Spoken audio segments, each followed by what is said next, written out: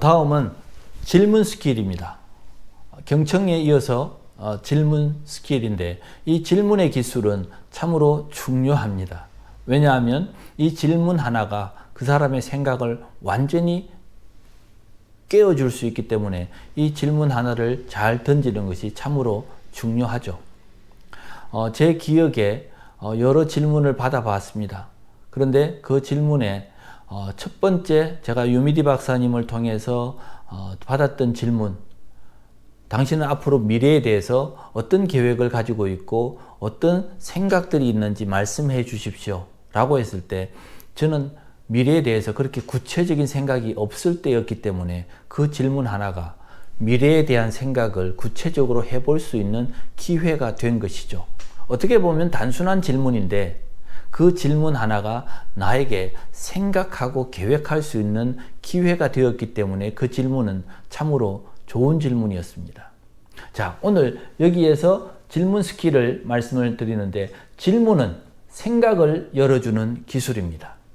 질문 하나를 툭 던지면 그 질문을 통해서 그 사람은 자동적으로 그 답을 생각하기 때문에 좋은 질문이 그 사람에게 들어가는 순간에 그 사람은 좋은 작동을 하게 되는 것이죠. 혹시 그런 경험 있으십니까? 엘리베이터에 탔는데 그냥 혼자서 듣고 있습니다. 두 사람이 이야기를 하고 있어요. 그 이야기를 하고 있는 그 내용을 옆에서 그냥 귀로 들리기 때문에 듣는 것입니다. 그런데 이상한 것은 그들이 하고 있는 대화나 질문에 내가 대답을 하고 있다는 것입니다. 소리가 내 귀에 들리면 우리는 자동적으로 그 귀에 들렸던 내용들을 우리 스스로가 생각하게 되어 있습니다. 그래서 좋은 질문을 하게 되면 그 사람의 생각을 열어줄 수 있는 기회가 되는 것이죠. 질문 스킬에는 4가지 유형이 있습니다. 첫 번째는 당신이 직접 미래를 열어라. 이건 그냥 제가 만든 문장입니다.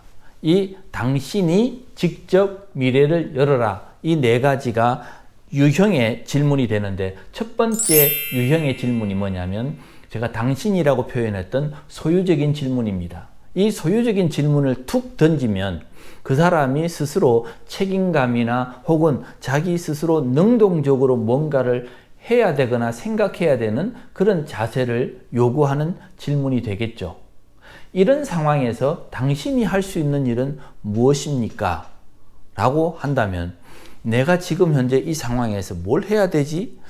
주체적이고 또 능동적인 내 중심의 생각을, 내 행동을 끌어낼 수 있는 질문이 되는 것입니다. 그리고 두 번째 질문입니다. 이것을 얻기 위해서 당신은 어떤 대가를 지불할 수 있습니까? 라고 했으면 그때 당시에 내가 지불할 것이라고 생각하면 내 책임감과 내 능동성을 통해서 어떤 행동을 생각할 수 있게 되는 것이죠. 그래서 예를 들어서 부부 관계에 있어서 서로가 화해를 해야 될 때에 아내나 남편에게 그런 질문을 해줄 수 있습니다. 두 사람의 이런 관계 속에서 당신이 스스로 내 책임이라고 생각되는 부분이 있다면 어떤 부분입니까? 그렇게 이야기하고 질문한다면 두 사람 관계가 누가 잘했든 잘못했든 질문의 요지는 두 사람의 관계 속에서 내가 좀 더 책임을 져야 될 부분, 내가 책임이 있는 부분이 무엇일까를 물었을 때 그 생각을 하게 되는 것이죠. 이런 질문이 소유적인 질문이라고 할 수 있습니다. 두 번째로는 직접적인 질문입니다. 이 직접적인 질문은 어떤 면에서는 일방적으로 그 사람에게 우리가 영어로는 direct question이라고 이야기합니다. 다이렉트로 물어보는 것이죠. 예를 들어서 지금 몇 시예요? 그냥 시간을 직접적으로 묻는 겁니까? 식사하셨어요? 이런 것은 직접적인 질문입니다. 그렇지만 이 직접적인 질문은 우회적인 질문보다도 훨씬 더 강조가 되고 직접적으로 이야기하기 때문에 좀 더 강력한 질문일 수 있으나 관계성에 있어서 질문이 혹시 신뢰가 될 수도 있습니다. 자, 이런 질문이 있습니다. 당신의 결정이 삶의 목표와 무슨 상관이 있습니까?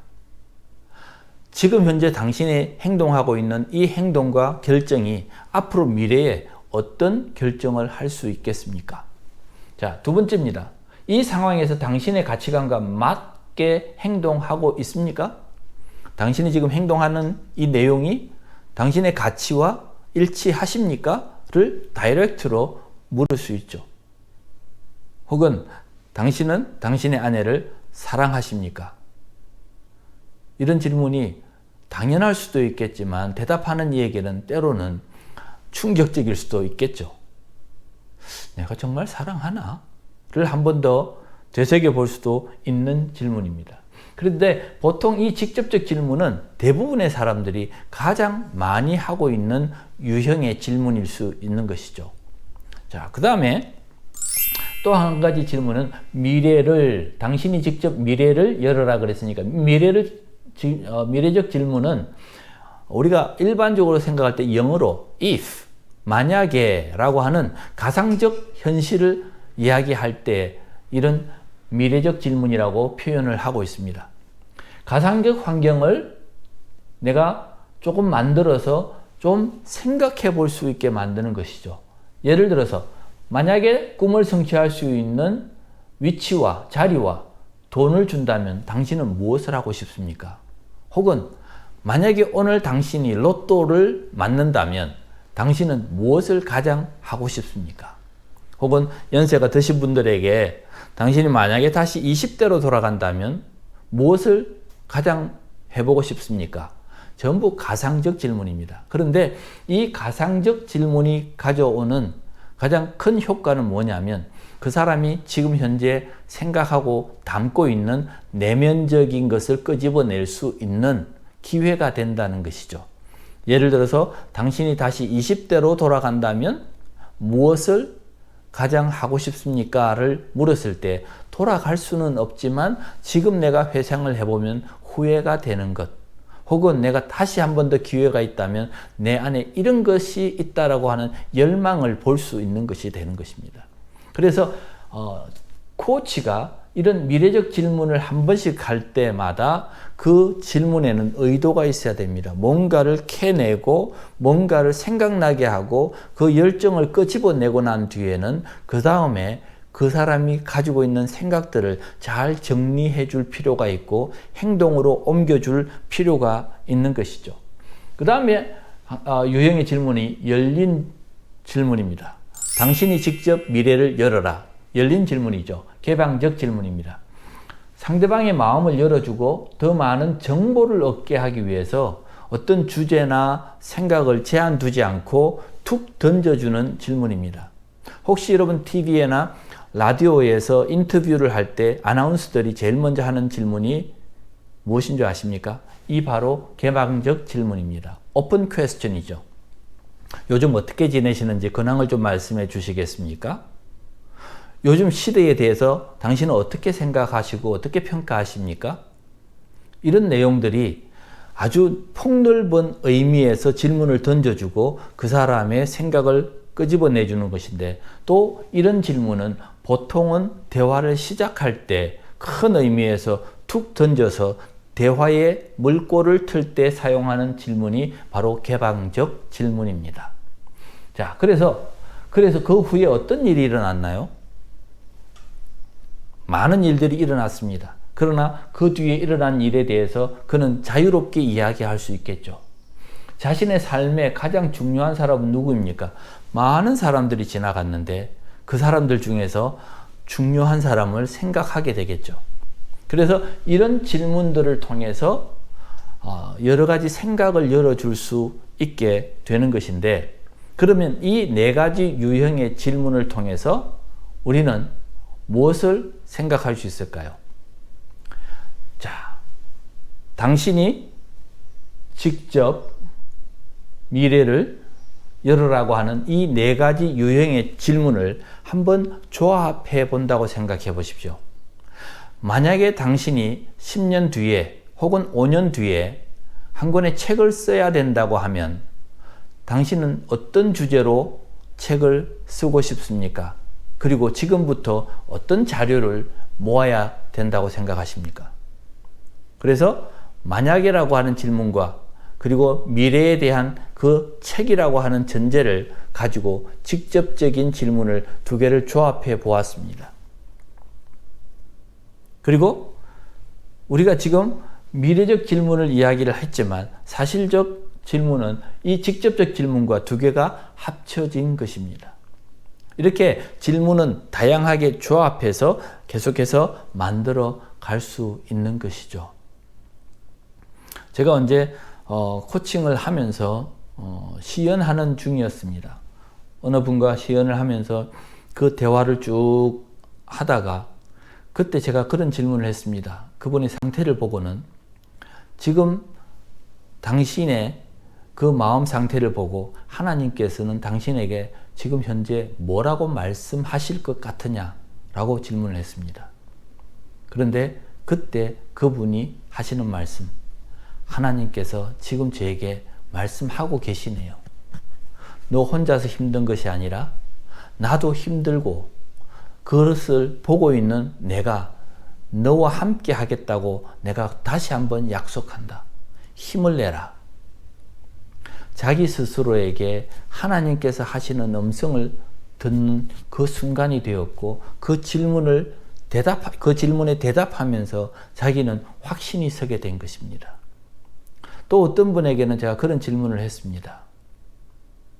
지금 현재 살고 있는 당신의 모습을 보면서 정말 의욕에 찼던 20대의 당신이 한마디 코멘트를, 조언을 해준다면 뭐라고 조언해 주실 것 같습니까? 라고 이야기했을 때에 그분이 곰곰이 생각하다가 대답을 했습니다. 넌 지금 너무 나약한 것 같아. 옛날의 나처럼 다시 한 번 더 힘을 내고 일어서 넌 할 수 있어. 그런 대답을 스스로 하게 된 것입니다. 질문은 여러 케이스에, 여러 상황에 우리의 생각을 열어주고 때로는 우리의 마음을 정해줄 수 있는 좋은 기술입니다. 그렇기 때문에 우리는 생각해야 합니다. 자기 스스로가 어떻게 생각하고 어떻게 말하는지를 한번 돌아보시고 내가 많은 말을 하고 있는데 때로는 말보다는 질문을 통해서 내 말을 전달할 수 있는 연습이나 훈련을 해보는 것도 참 좋을 것입니다. 자신의 생각을 말하기보다는 상대가 느낄 수 있도록 질문을 하는 것입니다. 예를 들면 당신이 그렇게 하면 안 돼 라고 하는 말을 다른 사람이 당신의 행동에 어떻게 반응할까요? 이렇게 질문을 해보는 것입니다. 그렇게 하지 마가 아니라 다른 사람이 당신의 행동을 보면 어떻게 반응할까요? 이렇게 질문으로 해보는 그런 연습을 하는 것도 참으로 중요할 거라고 생각합니다. 이런 질문에 대해서 여러분들이 많은 연습을 해 보시기 바랍니다. 감사합니다.